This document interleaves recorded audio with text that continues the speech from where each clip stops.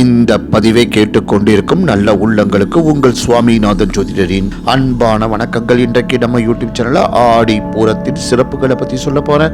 அதற்கு முன்னாடி நம்ம யூடியூப் சேனலை யாரெல்லாம் சப்ஸ்கிரைப் பண்ணலையோ சப்ஸ்கிரைப் பண்ணுங்க, ஷேர் பண்ணுங்க, லைக் பண்ணுங்க. இப்ப பதிவுக்குள்ள போயிடலாம். மாதந்தோறும் பூர நட்சத்திரம் வந்தாலும் ஆடியில் வரும் பூரம் ஆண்டாளின் அவதாரத்தினால் விசேஷமாகின்றது. விஷ்ணு பக்தியாக வாழ்ந்து சகலமும் அவனே என அவனுடன் ஐக்கியமானவர். ஆழ்வார்கள் வரிசையை அலங்கரித்து பெண் இனத்தின் பெருமையை உலகுக்கு உணர்த்தியவர் ஆண்டாள்.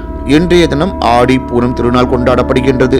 இத்தினத்தில் அனைத்து உலகத்தையும் படைத்தும் காத்தும் கறந்தும் விளையாடும் அகிலாண்ட கோடி அன்னைக்கு மஞ்சள் காப்பு, சந்தன காப்பு, குங்கும காப்பு நடத்துவார்கள். உலக உயிர்கள் அனைத்தையும் தனக்குள் அடக்கி வைத்திருக்கும் அன்னைக்கு ஆடிப்புற நாளில் வளகாப்பு நடத்தப்படுகின்றது. வளகாப்பு முடித்ததும் அன்னையை அலங்கரித்த வளையல்கள் அனைத்தும் பெண் பக்தர்களுக்கு பிரசாதமாக வழங்கப்படும்.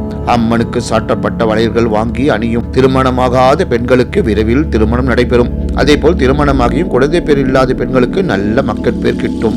ஆடி பூர தினத்தில் அம்மன் கோவிலுக்கு சென்று அம்மனுக்கு கண்ணாடி வளையல் வாங்கி அளிப்பது நன்மை மட்டுமின்றி புண்ணியத்தையும் தரும்.